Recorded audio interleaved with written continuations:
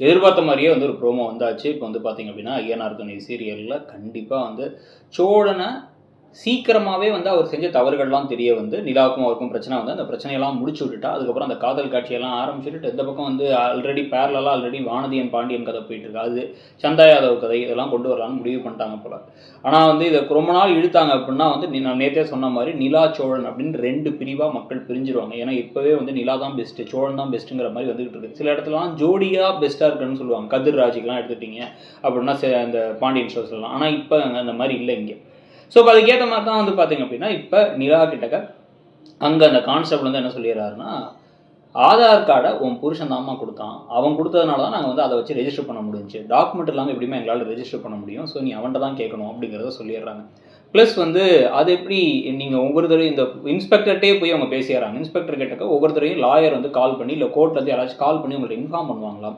நாங்கள் டிவோர்ஸுக்கு அப்ளை பண்ணியிருக்கோம். அது எப்படி உங்களுக்கு தெரிய வந்துச்சு அப்படின்னு கேட்ட உடனே, எங்களுக்கு அப்படிலாம் தெரியவில்லையே, என்னையா வாழ வந்தான், என்னையா சொல்கிற அந்த பொண்ணு அப்படின்னு கேட்கும்பொழுது அவர் என்ன சொல்லிடுறாரு, இல்ல அந்த பையன் தான் சார் சொன்னான். ரொம்ப வருத்தப்பட்டான். அதனால தான் நான் வந்து அவனுக்காக பேசினேன் அப்படின்னு சொன்ன உடனே, இது எல்லாமே சோழனுடைய வேலை தான் அப்படிங்கிறது உங்களுக்கு புரியுது. புரிஞ்சதுக்கப்புறம் என்ன பண்ண போறாங்க? சரி ஓகே அப்படின்னு சொல்லிட்டு தான் கோபத்துல வீட்டுக்கு போயிட்டு எல்லாரும் முன்னாடியும் கத்த வேணான்ட்டு கொஞ்சம் வெளில வாங்க போலாம் அப்படின்னு கூட்டு போறாங்க.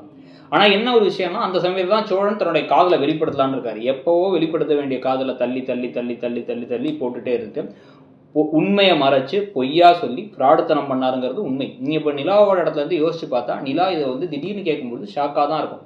ஆதார் கார்டு இல்லைங்கிறதுக்காக அவங்களுக்கு எத்தனை தடவை அலைஞ்சாங்க தெரிஞ்சாங்க. ஈவன் வந்து அந்த டிகிரி சர்டிஃபிகேட்டுக்கு அப்ளை பண்ணும்போது கூட அதுக்கு வந்து ஆதார் கார்டு வேணும்னாங்க. அதனால தான் அதை அப்ளை பண்ண முடியல. டிவோர்ஸுக்கு அப்ளை பண்ண முடியல.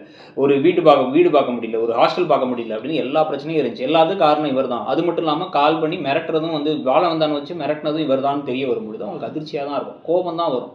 அதெல்லாம் வந்து நிலாவுக்கு சுயநலவாதிகளாம் அந்த இடத்துல வச்சு சொல்ல முடியாது. ஏன்னா வந்து அவர் பண்ணது தப்பு. ஃப்ராட் பண்ணவனை பார்த்துட்டு வந்து நம்ம இல்லை ஃப்ராடு பண்ணாலும் நல்லதுக்காக தானே பண்ணான், அவன் லவ் பண்ணுறான்ல அப்படின்னா என்ன வேலையில் இருக்கார் சார்னு பார்த்தீங்கன்னா 30 நாளாக வீட்டில் சும்மா உட்காந்துருக்காரு. ஆனால் அதை பற்றி கவலைப்படாமல் வீட்டில் உட்காந்துருக்காரு. இதில் உட்காந்துக்கிட்டு வீட்டுக்கு வந்து பணத்துக்கு காசு கொடுக்காம வேணா வந்து நான் வந்து லவ் பண்ணுற பொண்ணுக்காக நான் வேணா பைக் வாங்கி தருவேன், லவ் பண்ணுற பொண்ணுக்காக எதாவது பண்ணுவேன், மொத்தமாக வீட்டுக்குலாம் எதுவும் பண்ண மாட்டேன், எங்கள் அண்ணன்ட்ட வந்து பணம் வாங்கியிருப்பேன் இருக்கிற உதவாக்கரையாக இருக்கிற ஒரு ஆளுக்கு இவர் வந்து நான் பொய்யா சொல்லிட்டு இருக்கிறதும் ஒரு எக்ஸ்ட்ரா குவாலிட்டி அப்படின்னா எப்படி நம்பி அவங்க வந்து இருப்பாங்க. அதனால தான் அவங்களும் கடுப்பாகி சட்டக்காலரை பிடிச்சி இனிமேல் ஜென்மத்துக்கும் அந்த மாதிரி எண்ணமே வச்சுக்காதுங்கிறாங்க. அவர் ஆனால் அதுக்கு முன்னாடி தான் என்ன சொல்ல வராருன்னா, என் காதலெல்லாம் வெளிப்படுத்துகிறேன், நம்ம டிவோர்ஸ்லாம் வாங்க வேணாம், நம்ம ஒன்றா இருக்கலாம் அப்படிங்கும்பொழுது கடுப்பாகி திட்டி விட்டுறாங்க. ஸோ இதுக்கப்புறம் என்ன நடக்க போகுதுன்னு நினைக்கிறீங்க அப்படின்னு வந்து பார்த்தா, இப்போ திருப்பி வீட்டை விட்டு போவாங்களா, இல்லை இதே வீட்டில் இருந்து வெறுப்போடு இருக்க போகிறாங்களா, இந்த வீட்டில் எந்த ஒரு முகத்தவஜல் இருக்க போகிறாங்க, எத்தனை தடவை போயிட்டு வருவாங்க அப்படின்னு பல கேள்விகள் இருக்குது. அதெல்லாம் பற்றி நீங்கள் என்ன நினைக்கிறீங்கிறதையும் இந்த கதையில் இப்போ நடக்கிற விஷயத்தை பற்றி உங்கள் கருத்தையும் தெரிவிங்க. தேங்க்யூ.